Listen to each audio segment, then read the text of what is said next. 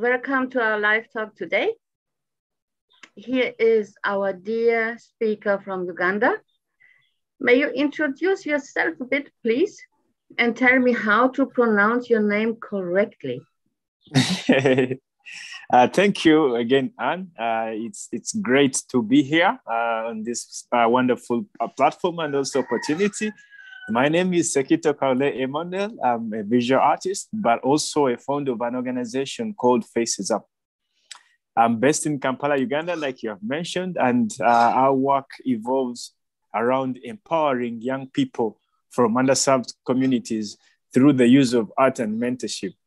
We hope that through this empowerment, we are able to empower children and young people to hold desirable skills such as creativity, confidence, which we believe are the skills that young people need to thrive. As part of our work, we give a platform for young people to do and follow their dreams. Thank you. So how they pronounce my name? How they pronounce my name is Ssekitto. Ssekitto. Yeah, you have it now. Oh, very good, very good. It's not so easy to me. Next time we shall get it to the way. Tell me, how did you come to live this kind of vision and dream for yourself? Thank you again for asking this question. This is actually something that when I look back, it's something that I grew up with. As a young person, I realized actually later that the kind of work that I'm doing is not different to what I did when I was still young, or it's not even so different from the things that I was really interested and passionate about from an early age. Growing up with my mom and also having the opportunity to see her do a lot of wonderful things for my community, I grew up as a social conscious person. I always felt that I had something to do for my community, even before they asked. So I grew socially conscious and also felt that in any position that I stand in, I shouldn't be only for myself, but it should be beneficial for other people. This is something I actually saw with my mom because, again, at our home, so many people used to come to home because they found it a safe space to come and share, but also interact and get supported in so many ways. So for me, I started doing that same kind of thing and reaching out to young people that were younger than me and children over the weekends. And I used to reach out to them in the sense of how do I share my experience? How do I share my opportunities? And how do I interact with the people in my community in the sense that they learn from me, but also learn from them? I had the opportunity to play football, and that's something that I really did a lot. And from being a football player, I always was the captain. I didn't know why, but they always called me as fit to become the team captain.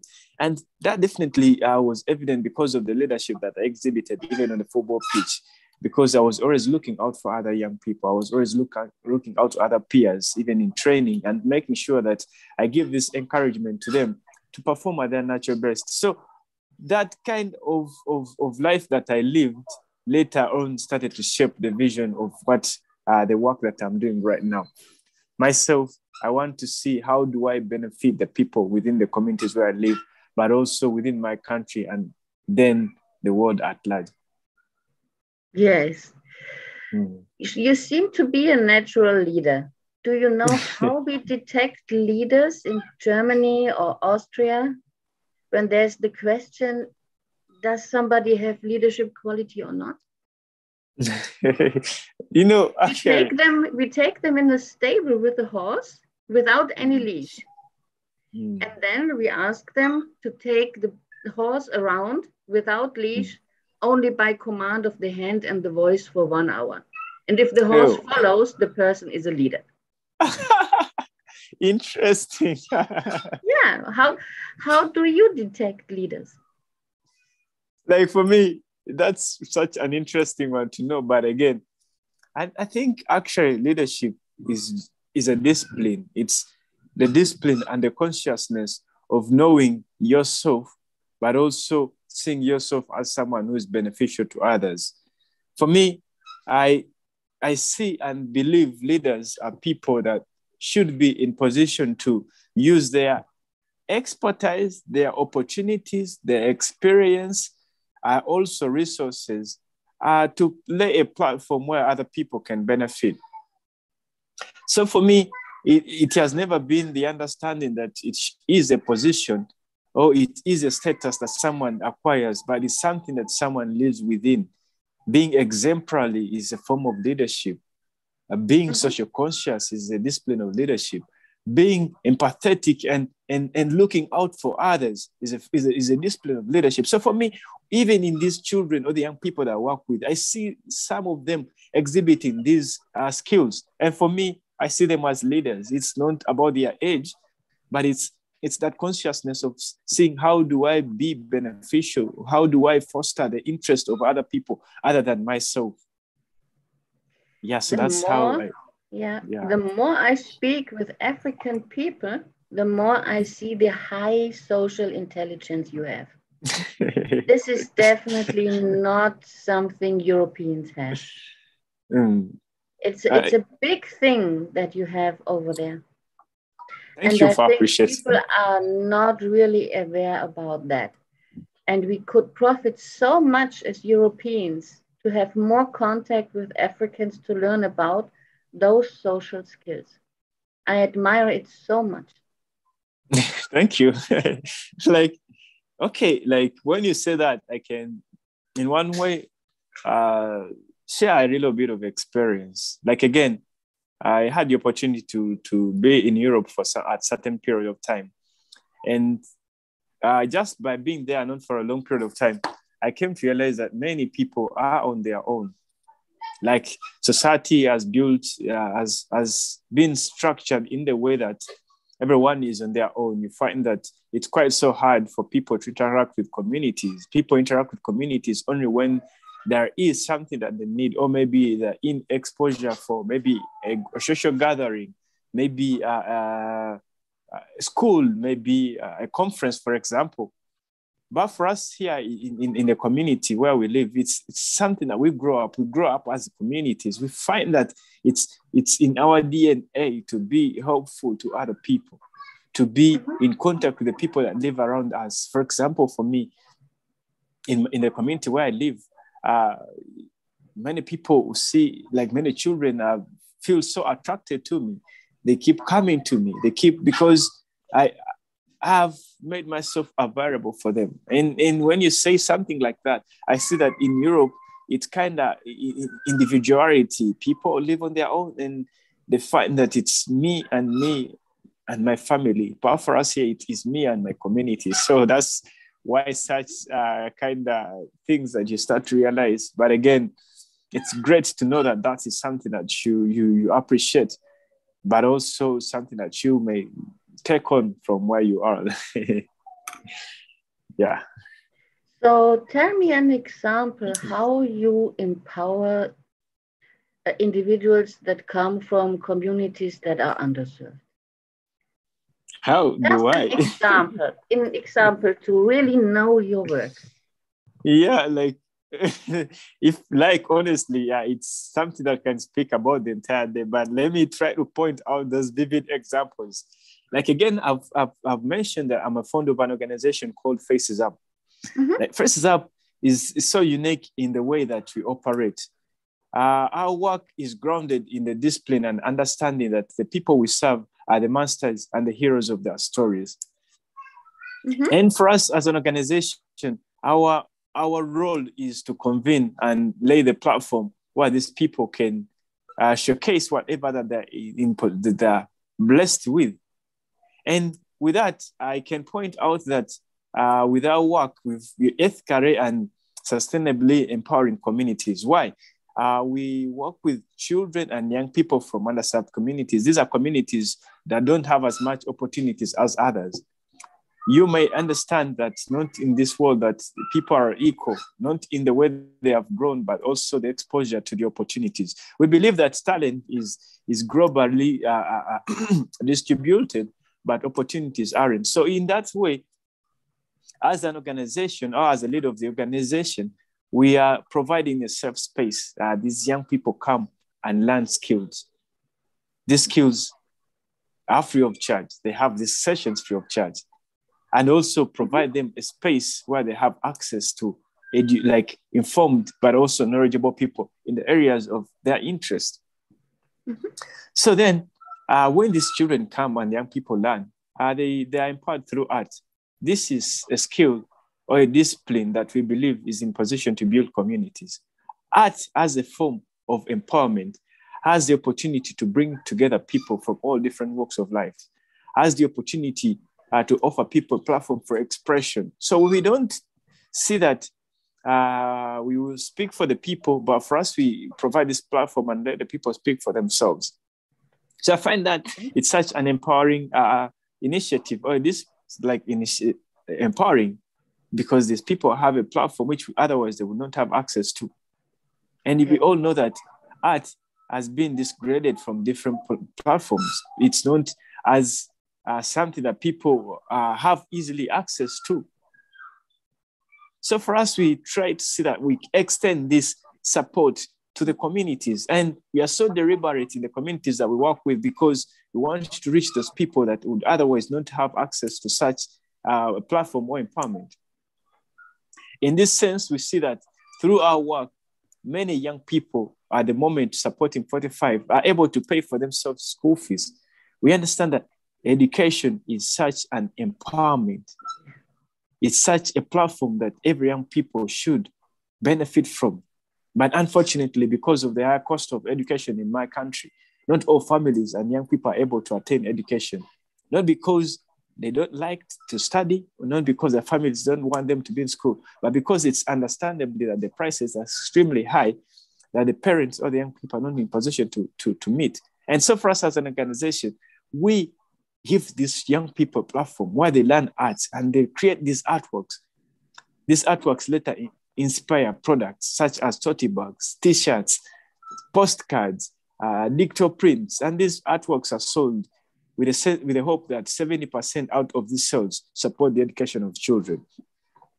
Okay. This is something that we see that has worked and is continuously working. Why? Because the people see firsthand what their efforts and capabilities are in position to put for them on the table. Mm-hmm.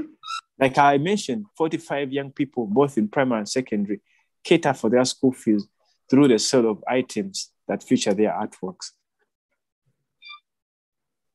And this not only this not only gives them a platform to access education, but it builds a sense of pride. It builds that self-esteem, that self-confidence that regardless of the background of my family or myself, I'm in position to do something for myself. And this is in position to give me the opportunity to access quality education. Not only self-esteem, it's independence and real Absolutely. freedom. Yeah, freedom, like you can say, because again, they see that it's not the dependency of asking people to donate, please support these children that don't have school fees, please. No, it's easy in the sense that you're calling people to support them. They already have these wonderful things that they're doing, and the world is supporting them, and their support in returns is giving them the opportunity to raise their school fees. So we see that their performance has increased, their self-confidence has increased, and they see such a huge future and a bright future because they are directly involved in their lives. So much that we are doing, and I see that it's what actually turns to be ethical, but also sustainable in such a way. Definitely. So the children that you empower, are they mostly going for study of arts later, or do they even go in economy or science? Such an interesting question. Like again, art is a tool that we use for community building and empowerment. Art is not the destination, but it's the vehicle. So again, like the vision of the organization, our vision is a world where all young people are inspired to do what inspires them. And for us, we understand that every young person has the direction and a dream that they want to reach out to. Mm-hmm. But what we understand is that they lack mentorship, they lack the support. So through this art, we convene them and empower them. To whatever their dream is. I understand.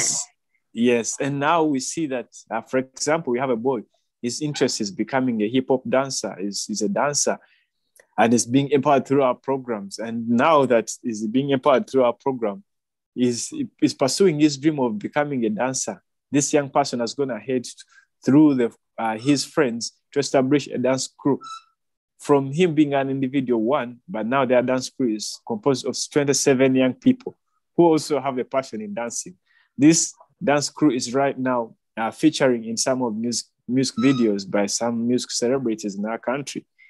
But this is something that we harnessed through our program, and we understand that he had the vision of becoming a dancer. So we supported him through our program, and now he's living his dream. We have children young people that venturing into the arts, like comic books. We have a boy who is very passionate about young people with disabilities. And because of the program that we supported him, he has an skill of comic art. Right now, he's an established publisher. He has published a comic book that is advocating for the rights of young people with special needs. So he's living his direction of becoming a comic artist. And actually, within his school, he has established the first comic hub in the school. Right now, he's a facilitator of over 100 young people in a school who learn comic art. And this is something that we've harnessed and empowered through our program. So we see this young person moving ahead outside of our program and establishing something for himself. We see young people are becoming entrepreneurs. There's a case study of a young person is so interested in becoming an entrepreneur. We spotted him when he was selling maize in the community, but what attracted us to it is this vision and dream of becoming a serial entrepreneur. And so when we identified him, we enrolled him into our program. Actually, by that time, he was out of school. He was not studying. But we know that as an entrepreneur, he has to have access to education. So we got him into our program, started teaching them through the arts, was able to be enrolled back in school. And right now, he's going to complete his primary level living exams.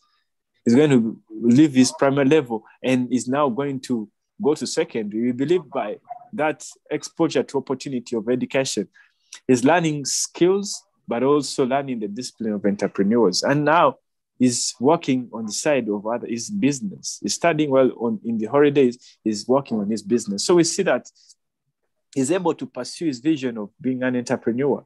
We have young people that are passionate about football. These have been exposed and connected to different football academies. They're learning the football, but they're also learning the arts through our program. There's so much and vast examples. And the last one I can give you is for a girl. She's a South Sudanese. Her name is called Nyamal Apal. We identified her as being a passionate model, like runway model, fashion model. And through our program, we are able to connect her to a modeling school. She was in the modeling school, and this year, at the beginning of this year, she appeared on an international platform where she was featured in the Model of the World. This is a girl of 18 years, and she is right now living her dream. Right now, she's featuring and modeling for big brands all over the world. We identified her passion as a model, and right now she's living her dream as a model. So it is not about them painting and becoming painters or artists, but it is the art to give them the skills that they need to live and pursue their own dreams. That's so interesting to me to see art as a vehicle for personal development, because the European onset of that is totally different. You would never use art as a vehicle. You would maybe use mathematics or something out of economy as a vehicle for that. But you wouldn't venture on the idea of using art. This is so interesting. And of course, it gives you much more and expresses much more of yourself. Maybe we would use language as a tool, but the idea of using art for that is amazing to me. And I think that you have to be African to find this idea?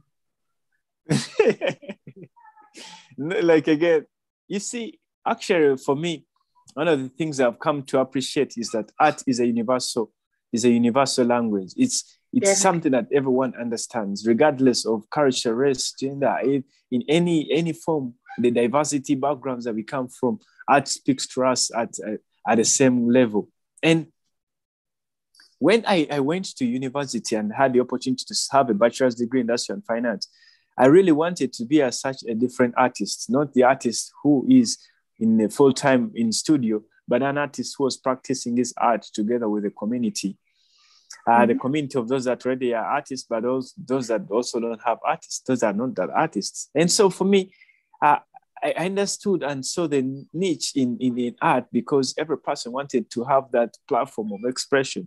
Everyone wanted to have that to express themselves. And for me as an artist, I found it such interesting and a very great opportunity for me to position myself in the sense that was beneficial for the people around me. And that's actually what has informed our programming. We use different forms of the arts, such as painting, storytelling, acrostic poetry, dance, like role play, in such a creative way that these people can have the platform to express themselves. And globally, art has been such significant in so many global movements. If we are to refer to the Black Lives Matter, if you are to refer to the climate activists all over the world, are using a form of the art, because art is such a powerful tool, and it's us finding and defining its way of applicability that definitely it finds relevance in community. So for me, art has always been, and art will always be such a tool that will change the narrative around society, but also uplift communities. Yes. Till now, I never thought of art as a means for stability and order. But you use it that way. Yeah, absolutely. This is definitely a very new idea to me, and I really like it. I really like Thank it. you. The combination of beauty and stability and order expressed by art, second to none. Do you have one piece of art of your own that you can show us just right now? Because I would really be interested. You have something in the background or not? I can just go and pick one, something very small around. Yeah, why not? Okay, sure. You can give me a few minutes. Let me pick it around. Yeah.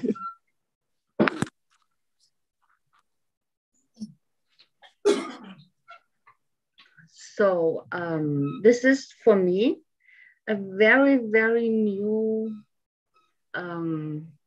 use of art and very new idea, and I appreciate it very much. And I hope that a lot of Europeans are listening here, seeing the possibility that art can give if you really use it a different way.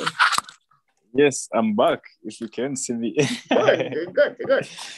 So what I have with me is, like, again, for me as a practicing artist, I've exposed myself to different forms of art to apply my art.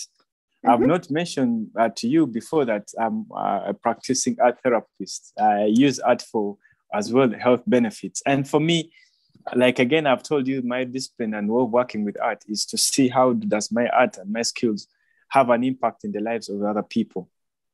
So with that, I have the opportunity. Your video is gone. Oh, wow. Is it back? Back. Yes, I have the opportunity to use art for health benefits. And when you see, like, I have with me a piece of painting, this painting is done with the understanding of color psychology, the impact of colors on the mental mind, like on the mind of a person. Yeah. I understand that what influences our actions and our behavior is the situation, is the stimuli, the environment in which we thrive. What are we exposed to, and what the mind interprets? So in a discipline of that, I find that art colors are very important in influencing the mood, but also shaping the understanding of people. So these colors perceives and interprets colors, stimulates the mood in the person. So this is one of my painting. This painting is done with the understanding of how does the colors, the bright colors, bring the brightness in the life of the viewer. So in that way, I'm doing artworks which not only are beautiful, but also have an impact in the mind and the way people perceive the environment they live in, but also their psychosocial well-being. When you look at beautiful things, we become happy. But that happiness does not just happen. Yeah, it doesn't just happen. It depends on the way the mind interprets what we see. So that's one of the artwork that I am. This is what I would say is consciousness trainer too. It is about perception and the context you put the perception in. Yeah, absolutely, like you've said. Yeah. And then on the other side, I have a painting. This painting is done by one of the children that we empower. Wow, but it's very nice. Yeah, so like again, the shape and the direction of this conversation is ethical and sustainable empowerment. In the way that we empower communities and the way that we uplift the lives of the young people is in the way of dignifying, but also respecting these young people. Our work, like again, I've said, is such a unique in a way that we're not about creating mercy and pity from people over the world, but we're about celebrating the lives and the potential of the young people that we celebrate. The young people that we empower are represented in a way that is respectful, but also empowering. We are conscious and deliberate in how we represent them. You find that such an artwork is already framed professionally and is ready for purchase. Like we would leave it in a sorry state to make people believe that, oh my God, these people need help, these people what? But we want to deliberately celebrate the potential and uplift the lives of these young people. So again, this has really been in the DNA of our work and forever be, because our work is about empowering. It's not about marginalizing. Yes. And what I hear is the word celebrating over and over again, which is totally different mindset that we have in Europe. I see the power that is behind that. If you celebrate a potential in a student or something, instead of watching or judging it, which would be the German attitude. You wouldn't celebrate the potential, you would judge it. Gives totally different feeling when I look at it now, talking with you. And it's, so much more lively and so much more, there's so much more of joy, which we definitely lack in the countries over here. I think this is why I moved to Greece.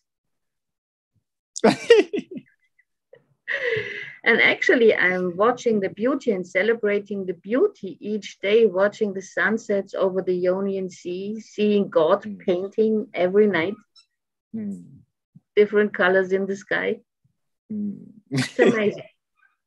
Absolutely is. Like some time back, I had the opportunity to be at a different platform, and someone challenged me to see that how do we put such a structure that is able to sustainably continue to empower people, like young people in our country, like for example, children below the age of 15 years make up to 40.02% of the total population in our country. And this is the future generation. And so for us as an organization, we've established the platform of the arts and this kind of mode of empowerment. We are currently working with all young people, like most of them, even children with special needs. we were working with also children with communication disabilities, deaf children. And because the platform that you put up, these children are also able to earn an income from their artworks. And this income is also supporting them back. We have our children, we have them, we have all this merchandise and their artwork sold on our e-commerce platform. I don't know if you've ever had the opportunity to get exposed to it. So we have the e-commerce platform where we sell these items. I looked at it. And for us, what actually is, what makes us proud is that this e-commerce platform, all children that we interact with are in position to have their artworks listed on our platform. What we know is that regardless where they are at this is a global platform that we put up that anyone can access all over the world. And for us, that has given us the platform to celebrate these children, celebrate their potential, but also talk positively about what they are in position to do other than what they are lacking. Many of them have so many needs. That's the reality of life. But regardless of the needs that they have enormous experiences and creativity, which we need to spotlight. And for us, that has enabled us to do whatever that we are doing. At the moment, we have conversations of expanding our work to different countries. And we see this is a model that is applicable in any state of the country. And so we want to use this model so people to pick bank from our experience and see how possibly they can change the way and the narrative of empowering children, especially those from underserved communities. We know that one day our model will be that blueprint that the world will use to us working with young people, because children have so much potential, but most times children are marginalized. Yeah. Many organizations work with children and they leave them in sorrow states which disempower their dignity as children, but also as humans. So for us, we want to challenge the world in a sense that they should be more mindful, they should be more ethical in whatever ways that they work with children, because if we don't sustainably and ethically empower them, we are creating the scars that these children will pass on to the lives of the other people that will come after them. So it is very deliberate and rightful for us to put such a strong emphasis on the way that children should be empowered. And we know that one day the world will wake up to the world where all children are empowered and have the opportunity to live their dreams. Hopefully. You said you're spreading your idea to different countries, mostly in West Africa, or where are you going to? Yeah, we are in conversation with some colleagues of mine, because I'm blessed to be in part of different networks. And we are spreading in Congo Brazzaville, but also in Zimbabwe. We want to see how does this program can be piloted in these other countries. We know that soon or later, we shall have this put in place. Also, our next interest is to be in Kenya. We have so many contacts and different people that we work with, and we want to see how we extend this same platform to those countries. That's great. We just have a comment from Kenya here that they see your work as a very wonderful and great work.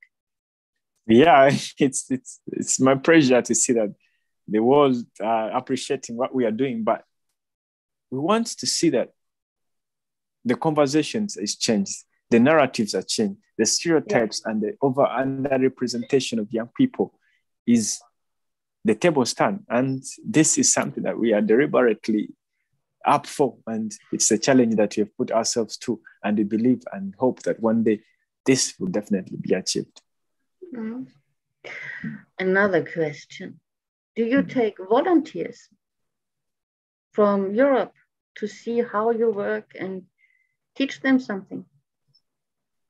Yeah, interesting. Like, again, on our platform, we know and we understand that this is not the work that you can do alone. So we have volunteers. We have actually 2 volunteers. One is coming from Germany.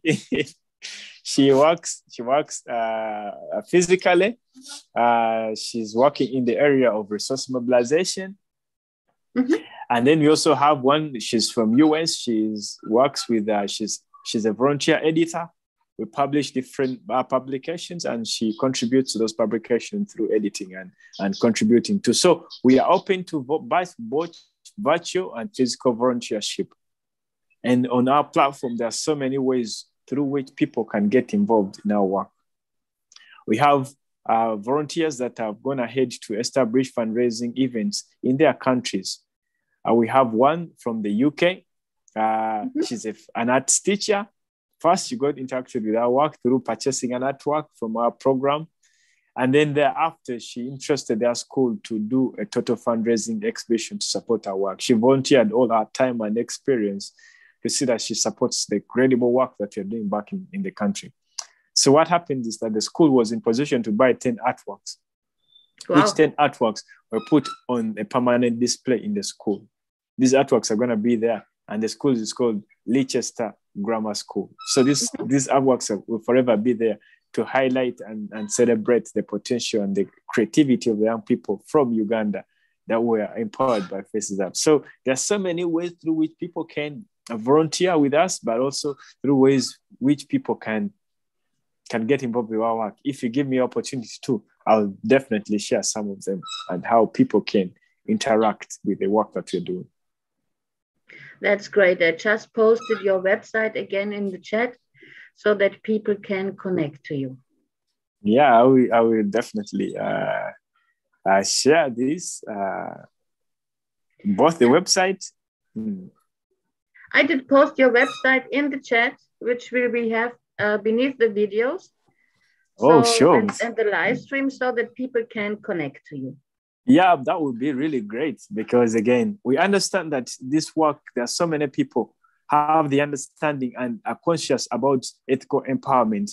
And through our work, this is a platform where they can contribute to the world where young people are all inspired to do what inspires them.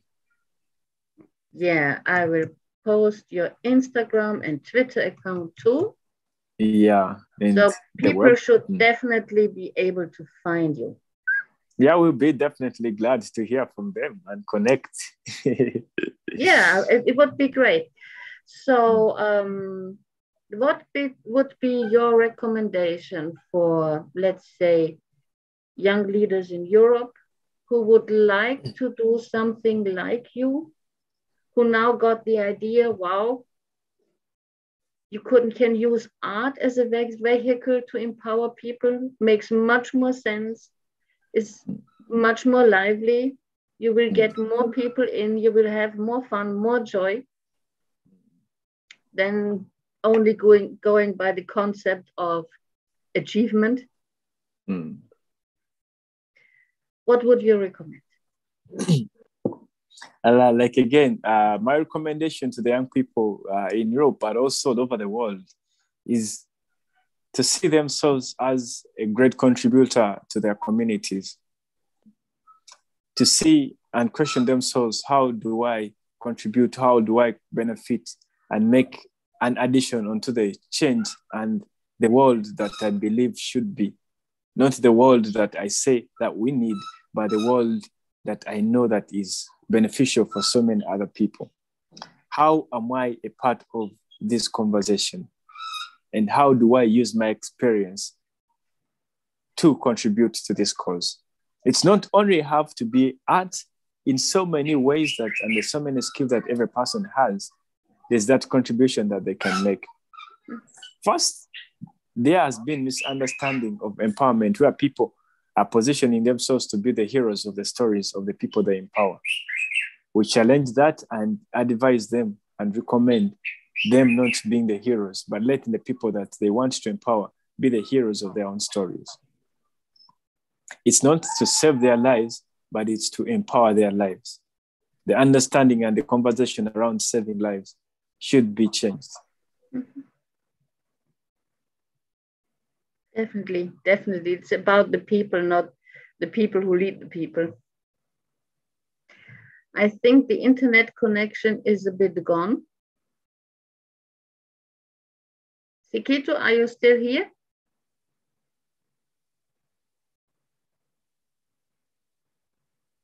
Yeah, seems to be a bit of a problem.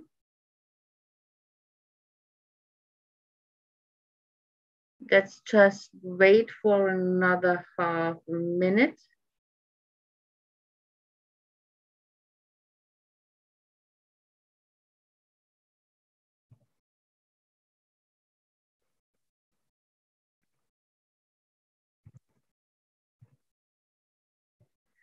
Yes, this looks like we lost Ssekitto.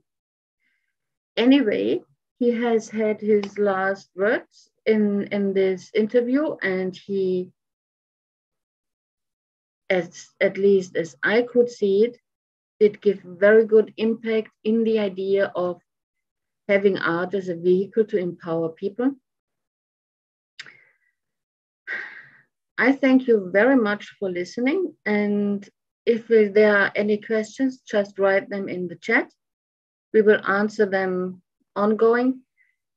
And yes, have a nice Sunday, and I hopefully see you in the next live talk.